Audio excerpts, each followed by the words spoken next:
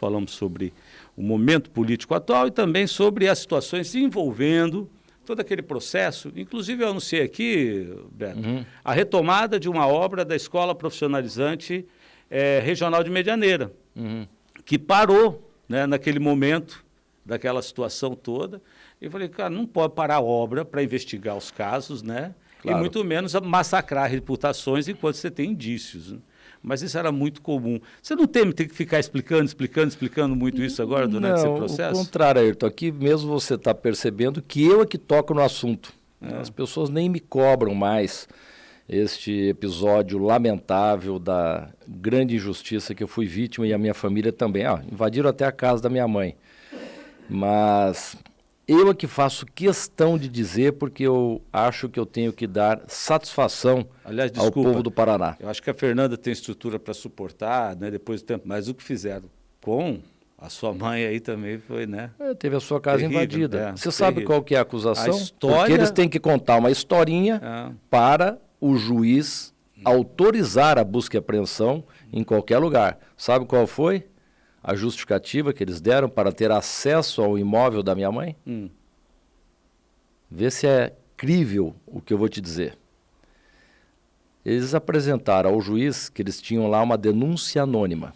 Denúncia anônima.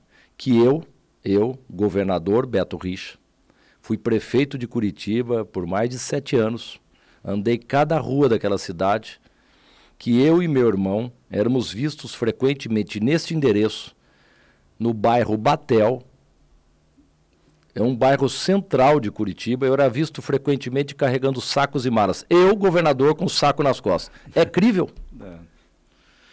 Por um lado, eu até conversei com alguns procuradores sérios, equilibrados, respeitosos, que, por um lado, pensando juridicamente, foi bom. Porque se não tem nada nas investigações que estão fazendo, por que eles iam dar uma incerta no apartamento da minha mãe? Porque eles não achavam nada.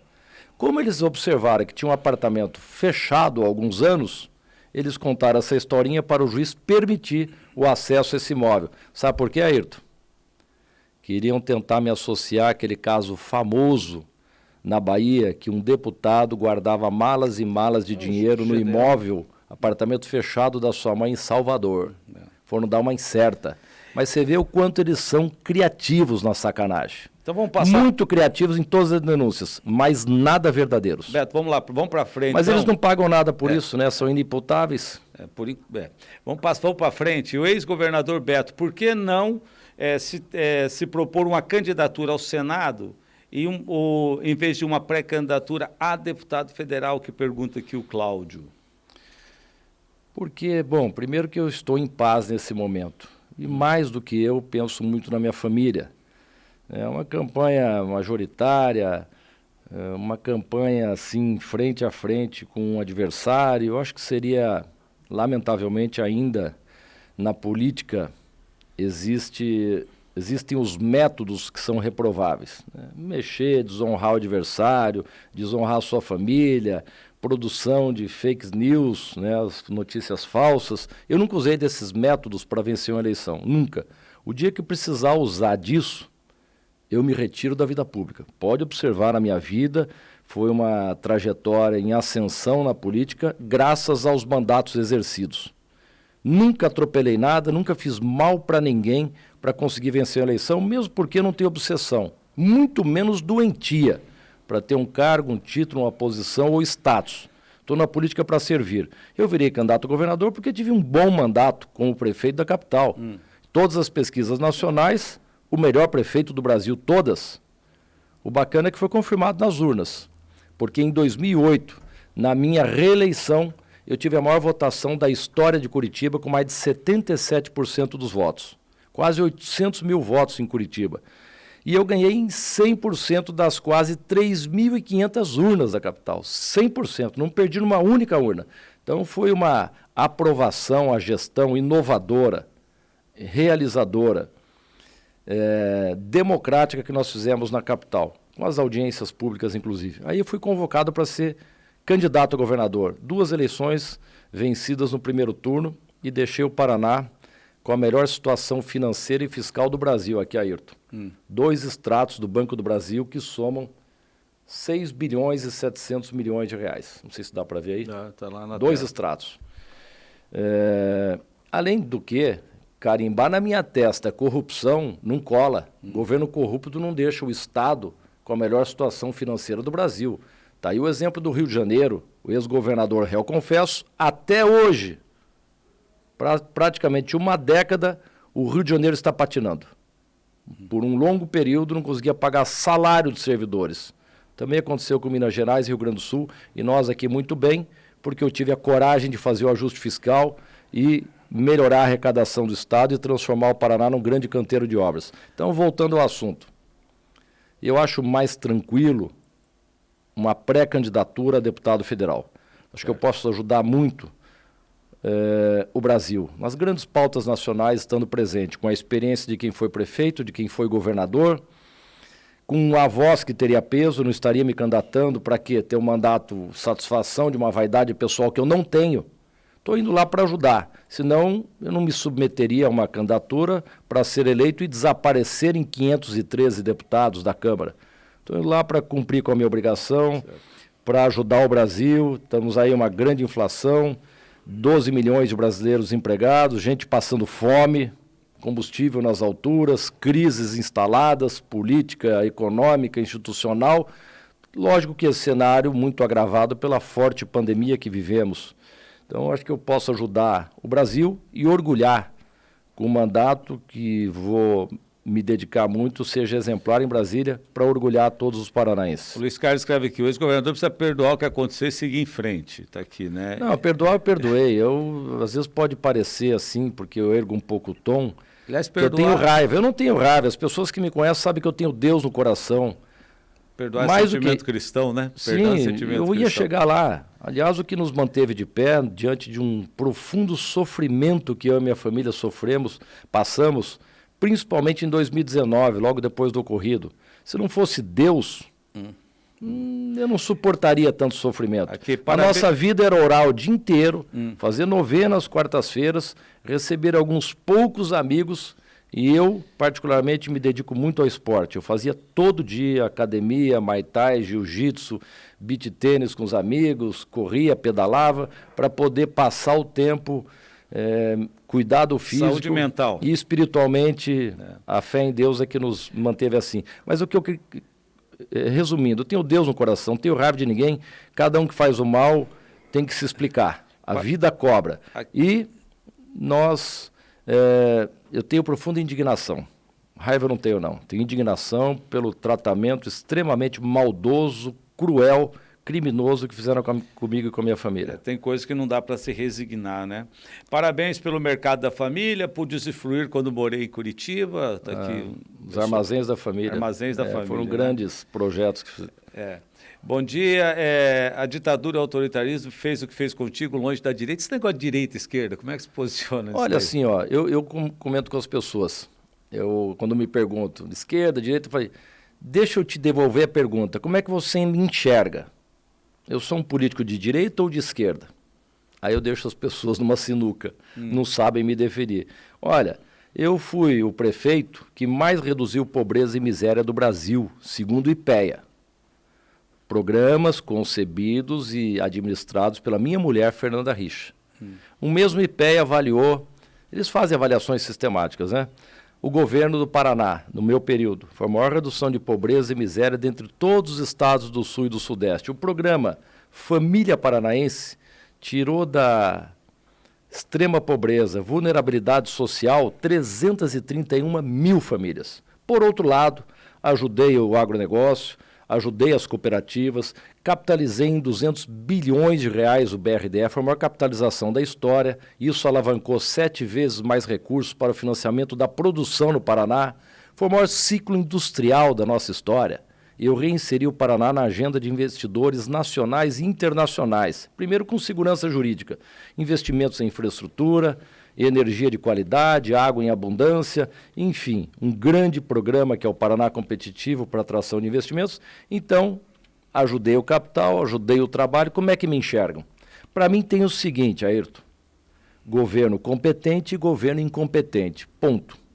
Evidente que tem pessoas que querem reforçar mais a questão ideológica. Eu estou aqui para trabalhar e ajudar quem precisa e contribuir para o desenvolvimento do país e a geração de empregos. Porque isso não adianta. Você matar a galinha dos ovos de ouro, como é que você vai viver depois? Então, foi o que eu fiz. E hoje essa polarização é muito ruim entre dois extremos, aí, a chamada esquerda e direita. Vamos trabalhar, gente, deixar essa questão ideológica um pouco de lado. Ô Beto, como é que você vê hoje, você estava falando nessa questão de combate à pobreza, esse quadro atual que nós temos hoje? Nós temos uma insegurança alimentar severa, né, que é uma situação de pessoas Sim. que não têm o que comer por 2, 3 dias no Brasil. Triste. Nós temos aí um aumento considerável de pessoas na linha da extrema pobreza. Tem uma fila aí de 700 mil brasileiros esperando por um auxílio. Isso é uma questão econômica internacional, uma questão de política pública efetiva para esse setor? Eu acho que ambas as coisas, né? Você veja a questão econômica mundial gravíssima, saindo aí de uma pandemia aguda, entrando na guerra Rússia-Ucrânia, que traz prejuízos sérios à economia nacional. Muito se fala do desabastecimento. Agora, o Brasil é um celeiro do mundo, né? É triste ver pessoas no Brasil passando fome e com uma das maiores produções agrícolas do mundo. O Brasil é o maior produtor de proteína animal do planeta, o maior produtor de frangos, uma grande colheita. Então, é lamentável esse tipo de situação acontecer, perdurar no país. Você enfrentou um país tão rico. Você enfrentou crises assim no seu governo? Enfrentei várias crises financeiras que derrubaram as arrecadações, não só do Paraná. E deixou de investir na área social por isso? Não, não deixei. Aí você estabelece as prioridades, né? Depende qual é a prioridade do seu governo. E olha, para mim, nenhuma administração se justifica, óbvio, se não produzir ações para melhorar a vida das pessoas, em especial os mais humildes e mais pobres. Esses precisam da mão forte do poder público para ter uma condição de vida um pouco melhor. Foram grandes investimentos na saúde, inclusive. Então, aí os reconhecimentos na saúde, por exemplo, que nós fizemos, modéstia à parte, não tem similar no Brasil. Eu temo isso, viu, Beto? Nós estamos num momento com tantos temas gritantes, né? E percebemos que o periférico, aquilo que é superficial, tem ganhado grande destaque, discutindo urnas. E o essencial está ficando para depois. Lamentável, concordo com você. Beto foi um grande governador, deu canetaço para a duplicação medianeira Matelândia, no entendimento. Verdade. Com a concessionária de pedágio, está dizendo aqui. Esse ouvinte nosso, ele manda fotos para mim, ele viaja aqui pela região, ele manda fotos dos gargalos o tempo todo, né? Onde ele está, ele mandou uma foto aqui lá daquela situação lá de Cascavel. Ele está te fazendo um elogio aqui com relação a isso. Foi difícil essa convivência agora, com esse final? Qual que é a sua perspectiva como ex-governador, como paranaense, como liderança partidária, com relação a essa proposta do pedágio aí? Bom, deixa eu falar do pedágio. Já da afirmação aí do eu tô sem internet aqui, tá? Para melhorar, por favor. Caiu? Então, beleza. Bom, a questão do pedágio. Ayrton, você sabe quantos quilômetros de duplicação foram executados nesse anel de integração, nas rodovias pedagiadas, portanto? Quantos quilômetros foram executados em 8 anos do governo que me antecedeu? Ninguém sabe. Não, Zero. Foi tirado do contrato a obrigação de duplicação da BR-277 no oeste do Paraná. Foi retirado do contrato no governo anterior. E vocês devem se recordar que tivemos um acidente trágico que comoveu o Brasil inteiro, de uma van vindo para Foz do Iguaçu, trazendo crianças que participariam de um campeonato de artes marciais. Todas as crianças perderam as vidas. Todas. E eu assumi o compromisso, reiteradas vezes, em campanha eu falei, chega de enganação ao povo do Paraná, chega. Vamos tratar esse assunto com a responsabilidade que ele merece. Por ser um assunto delicado, toda a campanha é recorrente. E aí vem as promessas demagógicas, a enganação ao povo. Quem não se lembra da frase baixa ou acaba, ou tarifa que foi reduzida em 2 governos durante o período eleitoral, depois foi recomposta. Mas isso gerou um passivo de ações das concessionárias bilionário, passivo bilionário de perdas e danos, lucro cessante. e tudo mais. Eu não fiz, como governador, nada diferente do que eu falei em campanha em 2010. Vamos exigir das concessionárias a retomada das obras. Se andar pelo Paraná, você vai ver muitas obras já concluídas e algumas ainda em fase de conclusão. Está lá a grandiosa rodovia do Café, não sei porque não concluiu ainda, mas já está nos finalmente. Lá em Apucarana, Floresta, Camborão, Paranavaí, Mandaguaçu, Nova Esperança, Mandaguaçu, enfim, todos os cantos sendo duplicadas. Viadutos, trincheiras, ciclovias, passarelas, tudo que é necessário. Nós fizemos e reinserimos no contrato. Aqui é a região oeste do Paraná, o que possibilitou, ainda no meu primeiro mandato de governador, ter o prazer, a satisfação de participar da inauguração da duplicação no trecho que maior número de ocorrência de acidentes, onde essas crianças perderam as vidas, Medianeira Matelândia. Ficou um espetáculo. E as obras continuaram, salvo engano, até o trevo de acesso a Ramilândia, em direção à cidade de Cascavel. Fizemos grandes obras, foram mais de 500 quilômetros de duplicação por todo o Paraná. Voltando aqui à questão do pedágio, vamos lembrar do início. Um deputado lá da Assembleia que levantou a bandeira contra a proposta do governo federal daquele modelo de pedágio, que as tarifas ficariam altíssimas. Aí toda a Assembleia, unanimemente, aderiu às explicações. O deputado Romanelli, que é um especialista na área e sempre se dedicou muito a isso. Tá lá na comissão. Fizeram audiências públicas.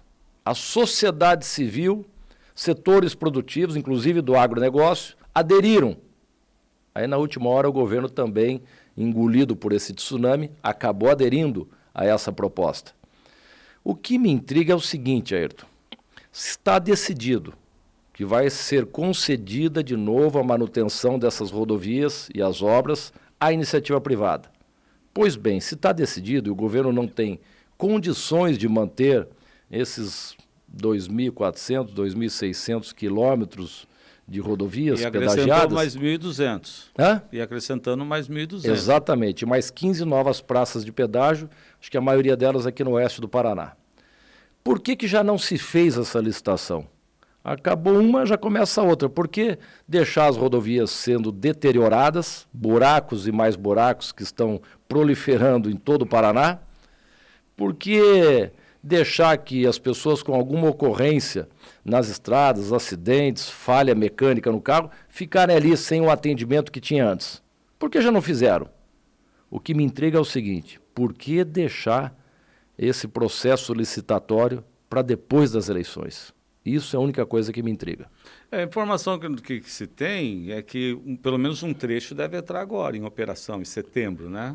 Não tem essa informação. É uma informação que deu pelo menos um trecho. Mas, de qualquer maneira, já uma disputa e uma discussão, inclusive o deputado Romanelli constantemente ele transmite informações aqui pela Cultura, de que um grupo já questiona a transferência do trecho paranaense para o governo federal, porque parece que já tem aí uma proposta de alteração no modelo proposto.